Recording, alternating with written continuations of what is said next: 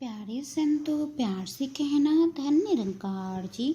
संतो जी, आज की साखी बहुत ही प्यारी है, इसे पूरा जरूर सुने।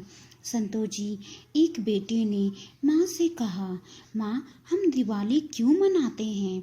माँ ने भगवान राम की कहानी सुनाई। संतो जी, बेटा कहने लगा, माँ इस बार हमें घर में दिए जलाकर पूरे घर को रोशन कर देंगे। माँ ने कहा, बेटा हम घर को रोशन कैसे करेंगे, हमारे पास तो इतने भी पैसे नहीं हैं कि हम दिए खरीद सकें। संतो जी, वो परिवार बहुत गरीब था, इतना गरीब था कि दिए खरीदने तक के भी पैसे नहीं थे। संतो जी, फिर बेटे ने कहा, माँ तुम चिंता नहीं करो, मैं परमात्मा से प्रार्थना करूँगा कि इस बार हम दिवाली अच्छे से बना सकें।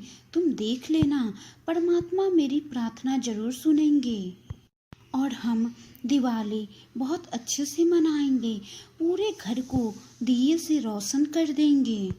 माँ, परमात्मा मेरी प्रार्थना जरूर सुनेंगे, तुम देख लेना हमारी दिवाली इतनी अच्छी तरह से होगी, ना ही तुमने सोचा होगा और ना ही मैंने सोचा होगा। संतो जी, फिर लड़का हाथ जोड़कर आंखें बंद करके परमात्मा से प्रार्थना करने लगा। वो कहने लगा, हे परमात्मा, इस दिवाली में हम पर कृपा कर दे। इस बार हमारे घर को दिए की रोशनी से रोशन कर दे। हमारी हर दिवाली खाली ही गई है, पर इस बार की दिवाली हमारी अच्छी कर दे। संतो जी, आखिरकार दिवाली का दिन आ गया। तभी अचानक माँ की तबीयत बहुत ही खराब हो गई। माँ को बहुत ही तेज बुखार हो गया। लड़के ने अपनी माँ को देखा और कहने लगा, माँ तुम्हारी तबीयत तो बहुत ही खराब हो गई है, इतनी ज़्यादा खराब हो गई है और तुम इतनी ज़्यादा कमज़ोर हो गई हो कि तुम तो बिस्तर से उठ भी नहीं पा रही हो। पर चिंता नहीं करो माँ, मैं तुम्हारे लिए दवा लेकर आता हूँ। संतो जी, माँ ने कहा, बेटा तू दवा कहाँ से लाएगा, हमारे पास तो इतने भी पैसे नहीं हैं कि तबीयत खराब हो तो दवा खरीद सकूं, रहने दे। बेटे ने कहा, माँ तू चिंता क्यों करती है, परमात्मा है ना मेरे साथ।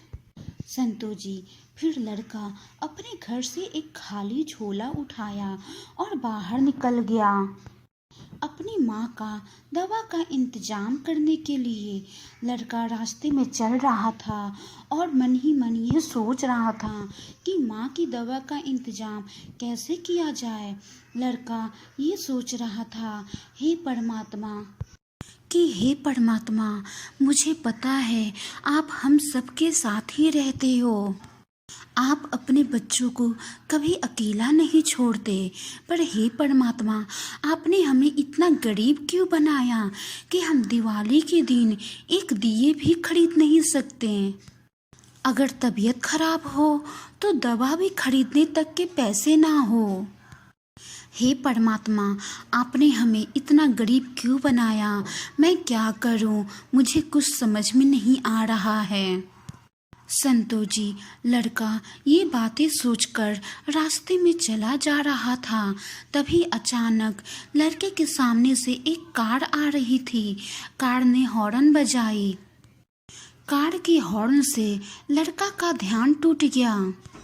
संतो जी, लड़का ने देखा वो कार जिस घर से निकली है वो घर बहुत ही बड़ा है। उस घर में रहने वाले लोग बहुत ही अमीर हैं, पर आज दिवाली के दिन वो घर सुनसान पड़ा हुआ है, एक दिए तक नहीं जल रहा है। लड़का उस घर के गार्ड के पास गया और पूछने लगा।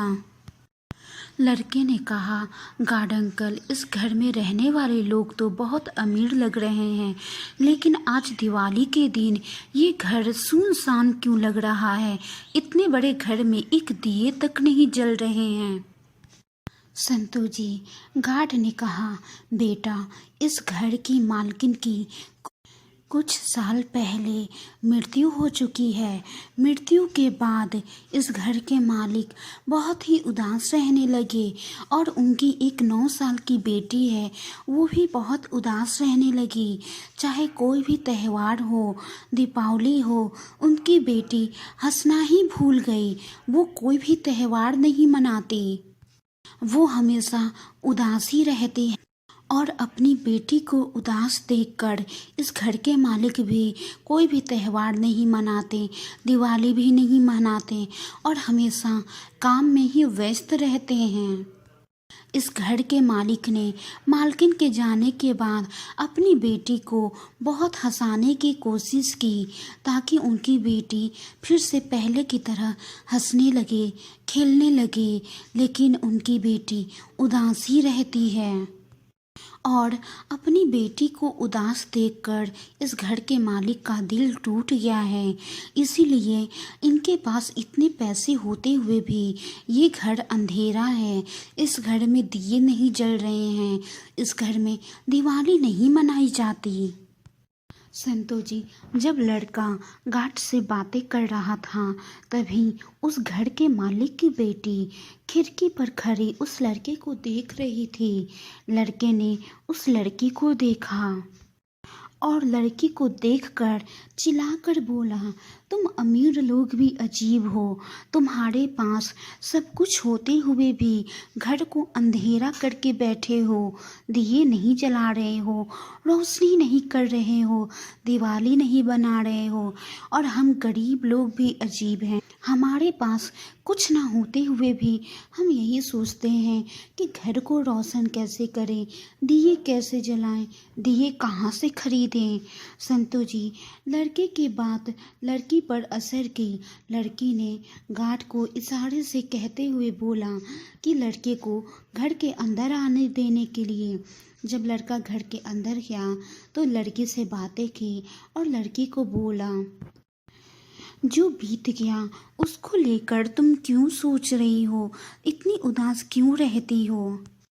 तुम्हारे पास इतने सारे पैसे हैं, तुम चाहती तो दिवाली अच्छे से मना सकती थी, पूरे घर को दिए से रोशन करके, पूरे घर को दिए से रोशन करके, तरह तरह की मिठाइयाँ बनवाकर।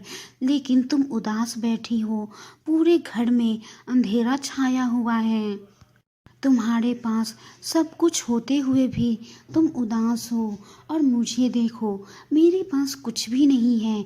बीमार माँ घर में पड़ी है, दवाइयों के इंतजाम में घर से बाहर निकला हूँ। घर में अंधेरा है, आज दिवाली के दिन एक दिया तक नहीं जल रहा है, दिया खरीदने के लिए पैसे तक नहीं है। लेकिन फिर भी देखो, मेरे अंदर उत्साह है, उस परमात्मा पर विश्वास है कि परमात्मा सब ठीक करेगा। और मेरे अंदर कितनी एनर्जी है। बीते हुए कल को लेकर बैठे होगी तो आने वाला कल भी खराब हो जाएगा। संतो जी लड़की पर उस लड़के की बात असर कर गई और वो लड़की सोचने लगी कि ये लड़का जो बोल रहा है सही बोल रहा है, अब मैं बीते हुए कल को लेकर नहीं बैठूंगी। संतो जी दोनों बच्चे आपस में बातें करने लगे, खेलने लगे, हंसने लगे। लड़की जब उस लड़के के साथ खेलकर हंसने लगी, तब घर के गार्ड ने उस घर के मालिक को तुरंत फ़ोन किया और बोला, साहब आप जल्दी घर आ जाइए, बिटिया रानी हंस रही है, खेल रही है। ये सुनते ही घर का मालिक जल्दी से घर आया और लड़की को हंसता हुआ देखकर उसे अपने गले में से लगा लिया। घर का मालिक बहुत ही खुश था कि ना जाने कितने दिनों के बाद आज मेरी बेटी के चेहरे पर मुस्कान आई है, आज वो खेल रही है। फिर घर के मालिक ने उस लड़के की तरफ देखा। लड़का बहुत डर गया कि घर का मालिक मेरी तरफ देख रहा है, अब तो मुझे बहुत डांट पड़ेगी। मैं इसी तरह घर में आ गया। संतू जी घर का मालिक लड़के के पास गया और लड़के से पूछा, कौन हो बेटा और यहाँ क्या कर रहे हो। लड़के ने सारी बात बताई कि मेरी माँ बहुत ही बीमार है। दवा के इंतजाम में निकला हूँ। आज दिवाली का दिन है। आज हम सब इतने भूखे हैं कि कुछ खाया पिया तक नहीं है। घर में एक दिया जलाने के लिए, दिया खरीदने तक के भी पैसे नहीं हैं। हमारा घर अंधेरों से घिरा हुआ है और आपके पास इतने पैसे हैं, फिर भी आपके घर में रोशनी नहीं हुई है।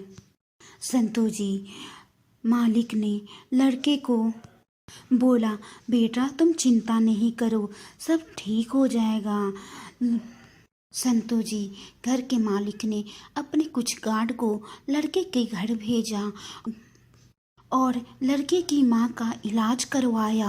फिर लड़के की माँ का सामान बंधवाकर लड़के की माँ और उनका सामान अपने घर में ले आया और अपने घर के एक आंगन के कमरे में एक कमरा दे दिया रहने के लिए और बोला कि बेटा अब तुम और तुम्हारी माँ यही घर में रहोगी, इसी घर में रहोगे।